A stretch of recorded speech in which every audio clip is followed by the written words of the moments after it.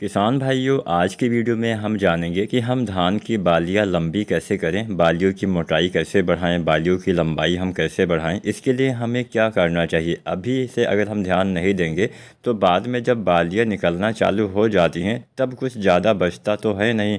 मतलब जब जिसका समय निकल जाता है उसके बाद में हमें कुछ भी करने की आवश्यकता नहीं पड़ती है। मतलब हम कुछ करते भी हैं तो हमें अच्छा लाभ नहीं मिलता है। तो आज की वीडियो में बालियां लंबी और मोटी करने के लिए क्या क्या काम अभी आपको करना चाहिए, कौन कौन से ज़रूरी कार्य आपको धान की फसल में करने होते हैं, आज की वीडियो में हम कंप्लीट जानकारी आपको देने वाले हैं, जिससे आपकी भी धान की बालियां अच्छी आएंगी, धान की बालियां मोटी आएंगी, धान की बालियां लंबी आएंगी, बालियों के अंदर अच्छे दाने आएंगे और बाद में दाने का भराव भी अच्छे से होगा। अब यहाँ पे किसान साथियों, बालियाँ जो निकलती है हमारी मेहनत का फल ही निकलता है। जैसे हमने मेहनत की होगी उसी हिसाब से हमारी बालियों की साइज, लंबाई, मोटाई ये सब आती है। तो आज हमने ये वीडियो थोड़ा पहले इसलिए बना दिया किसान साथियों, क्योंकि बाद में अगर हम कुछ करते हैं तो उसका उतने अच्छे से लाभ नहीं मिलता है। अगर आप शुरुआती अवस्था से ही ध्यान देते हैं तभी आपको ज़्यादा फ़ायदा देखने को मिलता है। तो आज की वीडियो में हम एकदम शुरुआत से आपको लेके चलेंगे। आज हम शुरुआत से आपको बताएंगे कि अच्छा बालियाँ, अच्छी मोटी लंबी बालियाँ पाने के लिए, सभी दाने के भराव के लिए, अच्छा उत्पादन पाने के लिए शुरुआती समय से ही आपको किन किन बातों का ध्यान देना चाहिए। अभी ज़्यादातर किसान भाइयों की धान की फसल 20 दिन, 30 दिन, 35, 40 या 50 दिन इससे अंदर की ही होगी। तो इस अवस्था में भी अगर आप थोड़ा बहुत सावधानी बरत देते हैं, थोड़ी बहुत बातों का ध्यान रख देते हैं तो आपको निश्चित ही अच्छा उत्पादन, अच्छी बालियाँ, मोटी और लंबी बालियाँ मिलने की संभावना बढ़ जाएगी। तो यहाँ पे किसान साथियों, सबसे पहली यहाँ पे हम कुछ सावधानियाँ आपको बता देते हैं।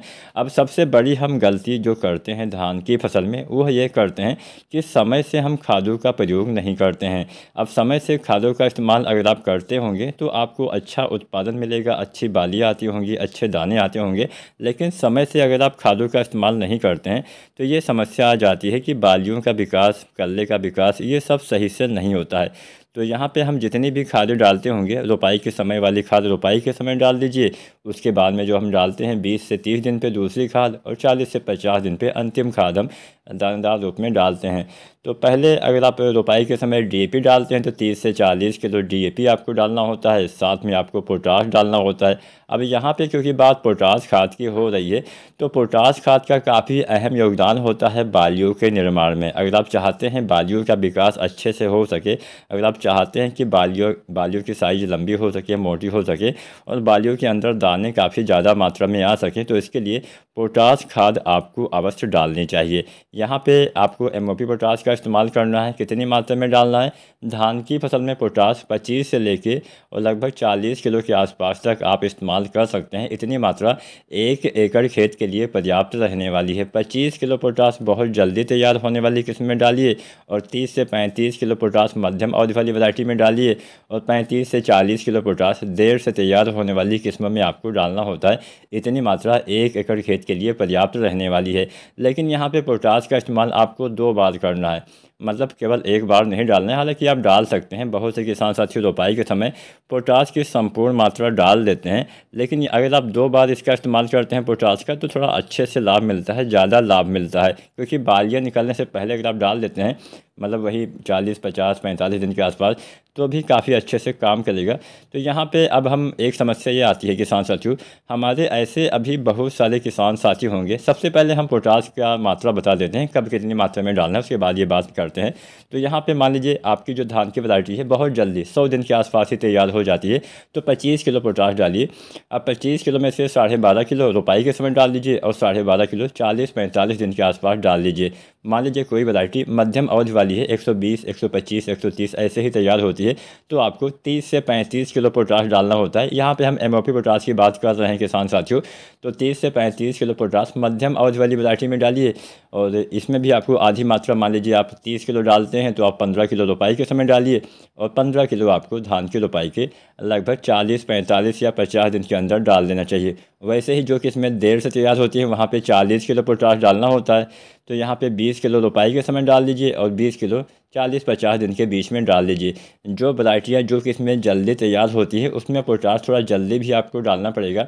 तो मान लीजिए कोई वैरायटी बहुत जल्दी तैयार हो जाती है तो 40 दिन पे डाल दीजिए, मध्यम अवधि वाली वैरायटी में 45 दिन पे, और देर से तैयार होने वाली किस्म में आप 50 दिन तक पोटाश डाल सकते हैं। मतलब 50 दिन के भीतर सभी खादें आपको इस्तेमाल धान की फसल में कर देना चाहिए, तभी अच्छा लाभ मिलता है। अब हम यहाँ पे बात यह कर रहे थे इससे पहले कि हमारे ऐसे बहुत सारे किसान भाई होंगे जिन्होंने अभी तक पोटाश का इस्तेमाल ही नहीं किया है। मतलब उनकी फसल 30 दिन, 35 दिन, 25 दिन, 40 दिन ऐसे ऐसे होने वाली है और उस किसान साथी ने अभी तक एक बार भी पोटाश नहीं डाला है। तो ऐसे किसान साथी लगभग 25 किलो पोटाश डाल के काम चला सकते हैं, तभी आपको थोड़ा फ़ायदा मिल जाएगा।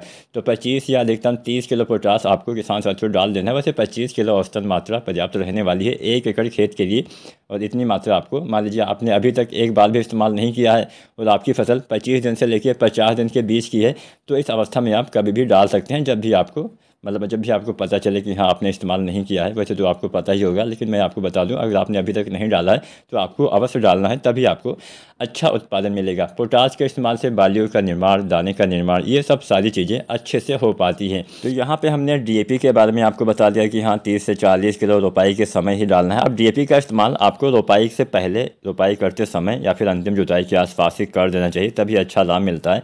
अब यहाँ पे 30 से 40 किलो डीएपी हो गया, साथ में पोटाश आपने डाल दिया, एक खाद बच गई, वो है यूरिया। अब यूरिया की मात्रा भी हम आपको बता देते हैं। अगर आप डीएपी खाद का इस्तेमाल करते हैं तो 18 से 20 किलो आपको यूरिया धान की रोपाई के लगभग 1 सप्ताह के अंदर डाल देना है। दूसरी बार यूरिया आपको 20 से 30 दिन के अंदर लगभग 30 से 40 किलो डालना है। अंतिम यूरिया 40 से 50 दिन पे 30 से 40 किलो आपको डालना होता है। बस यहीं पे खेल ख़त्म हो गया, आपको कोई भी अन्य दानेदार खाद इसके बाद में इस्तेमाल नहीं करना है। अब यहाँ पे कुछ ऐसी खादों का फार्मूला भी हम जान लेते हैं जिसके इस्तेमाल से आपकी धान की फसल में बालियों का निर्माण और अच्छे से हो पाएगा। अगर आप इसका इस्तेमाल बालियाँ निकलने से पहले कर देते हैं, बहुत ही बढ़िया फ़ायदा आपको देखने को मिलेगा। सभी बालियों के अंदर दाने भी अच्छे आएंगे, दाने का भराव भी अच्छे से होगा, बालियों की साइज भी लंबी होगी, मतलब सब कुछ अच्छा ही होने वाला है। तो यहाँ पे हम 4 खादें आपको बताने वाले हैं, यह आप नोट कर सकते हैं। पहला चीज़ आपको डालना है NPK 05234। NPK 05234 के बारे में आप सभी को पहले से पता ज़रूर होगा अगर आप धान की खेती करते हैं या फिर अगर आप अच्छी खासी खेती की जानकारी रखते हैं। तो 05234 में होता क्या है, 52% फास्फोरस, 34% पोटेशियम इसमें पाया जाता है। अब इसका इस्तेमाल कब करना है, किसान साथियों धान की फसल में NPK 05234 धान में बालियाँ निकलने से पहले, गबोड या फिर गोब अवस्था जिसको हम बोलते हैं, जब बालियाँ तने के अंदर बनना चालू होती हैं, तने में जब थोड़ा सा मोटाई आने लगे, तब आपको इसका इस्तेमाल कर देना है। कितना डालना है, इसकी जो मात्रा लेनी है आपको लगभग 1.5 किलो के आसपास लेना है 1 एकड़ खेत के लिए। इतनी मात्रा पर्याप्त रहने वाली है, 1 से 1.5 किलो आप ले सकते हैं। अब इसके साथ में एक चीज़ आपको और इस्तेमाल करना है किसान साथियों, अगर आप 05234 डालते हैं तो इसमें फास्फोरस आपके पौधे में बालियों के निर्माण में इस समय बहुत मदद करता है, और पोटेशियम तो आपको पता ही होगा, दाने के भराव में, बालियों के निर्माण में, इन सभी प्रक्रियाओं में पोटेशियम का काफ़ी अच्छा काम होता है, अधिक काम होता है। अब इसके साथ में एक दूसरा चीज़ आपको डालना है बोरोन। अगर आप गबोड अवस्था में बोरोन का इस्तेमाल करते हैं तो इसका सर्वाधिक लाभ मिलता है। बोरोन आपके पौधे में पराग नली का निर्माण करता है, जिससे बाद में पोलिनेशन अच्छे से हो पाता है। इसके साथ साथ आपके पौधे में पोलिनेशन के साथ साथ पौधे के सभी भागों तक सभी तत्वों को पहुंचाने का काम भी बोरोन का होता है। तो बोरोन अगर आप डालते हैं तो अच्छा लाभ मिलता है। तो बोरोन जो आता है 20% वाला, इसका इस्तेमाल करिए। इसकी आपको 100 से 125 ग्राम मात्रा प्रति एकड़ के हिसाब से आपको इस्तेमाल करना चाहिए। तो दूसरा चीज़ हो गया बोरोन। अब यहाँ पे तीसरा चीज़ आपको इस्तेमाल करना है जिंक 12% वाला। अगर आप इसका इस्तेमाल कर देते हैं किसान साथियों, बहुत ही अच्छा लाभ देखने को मिला है। पौधे में हरियाली भी आ जाएगी, कई बार पीलापन आ जाता है तो हरापन आ जाएगा, पौधे भोजन अच्छे से बना पाएंगे। जिंक के इस्तेमाल से पौधे में भोजन बनने की प्रक्रिया काफ़ी अच्छे से, प्रकाश संश्लेषण अच्छे से हो पाता है। तो यहाँ पे जिंक जो आता है, जिंक सल्फेट का इस्तेमाल नहीं करना है। जो 12% वाला जिंक आता है, जिसको हम EDTA जिंक बोलते हैं, चिलेटेड फॉर्म वाला जिंक बोलते हैं, तो इसका इस्तेमाल करिएगा। इसकी भी 100 से 125 ग्राम मात्रा के आसपास आपको 1 एकड़ खेत में डाल देना होता है। तो हमने 3 चीज़ बता दी। अब चौथा चीज़ आपको इस्तेमाल करना है यूरिया। लगभग 2 किलो आपको दानेदार यूरिया का घोल बना के छिड़काव कर देना है। कई बार गबोट अवस्था में यानी बालियाँ निकलने से पहले भी ये थोड़ा बहुत पीलापन अगर आपको दिखता है तो आप यूरिया डाल के नाइट्रोजन की पूर्ति कर सकते हैं।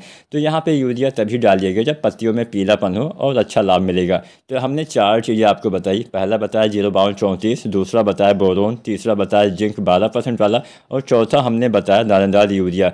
यूरिया तभी डालना है जब पीलापन हो, अन्यथा मत डालिएगा। तो यहाँ पे ये चारों चीज़ों का अलग अलग आपको घोल बना लेना है। उसके बाद में एक साथ आप डाल के इसका इस्तेमाल करते हैं तो आपके फसल में अच्छी बालियाँ भी आएंगी, बालियों के अंदर दाने का भराव भी अच्छे से होगा, आपके पौधे का विकास भी अच्छे से होगा, पौधे में हरियाली भी आएगी। मतलब आपकी फसल में सब कुछ अच्छा ही होने वाला है इस NPK के मतलब इस स्प्रे के बाद में। तो इसका इस्तेमाल बालियाँ आने से पहले, जब तने के अंदर आप देखिए कि हाँ तने में थोड़ा सा मोटाई होने लगी है, तने के अंदर बालियाँ बनना चालू होने लगी हैं, तब ठीक उसी समय आपको इन खादों का इस्तेमाल कर देना है, छिड़काव कर देना है। अब यहाँ पे जब भी आप कोई भी चीज़ डालिए, चाहे आप कोई चीज़ पत्तियों के ऊपर छिड़काव करिए या फिर चाहे आप कोई चीज़ मिट्टी में डालिए यानी दानेदार रूप में डालिए, तो यहाँ पे एक बात का ध्यान यही रखना है कि उस समय खेत में उचित मात्रा में नमी होनी चाहिए। अगर नमी ना हो यानी पानी की कमी दिखे तो पहले आपको सिंचाई करना है, उसके बाद ही खादों का इस्तेमाल करना है। अब यहाँ पर जब से आपके धान में गबोट अवस्था आ जाती है, इस अवस्था से लेकर जब तक दाने का भराव सही से ना हो जाए तब तक खेत में नमी की कमी भी आपको होने नहीं देनी है। अगर इस अवस्था में नमी की कमी हो जाएगी तो आपके दाने खाली रहने की समस्या आ जाएगी, बालियाँ छोटी रहने की समस्या आ जाएगी। तो थोड़ा सा इस समय सिंचाई पे भी आपको ध्यान देना पड़ेगा। तो उम्मीद करते हैं आज की वीडियो, आज की जानकारी पसंद आई होगी। फिर भी कोई सवाल या सुझाव हो तो नीचे कमेंट जरूर करें और SRJ खेती चैनल को सब्सक्राइब करके बेल आइकन दबाना मत भूलिएगा। वीडियो देखने के लिए आपका बहुत बहुत धन्यवाद।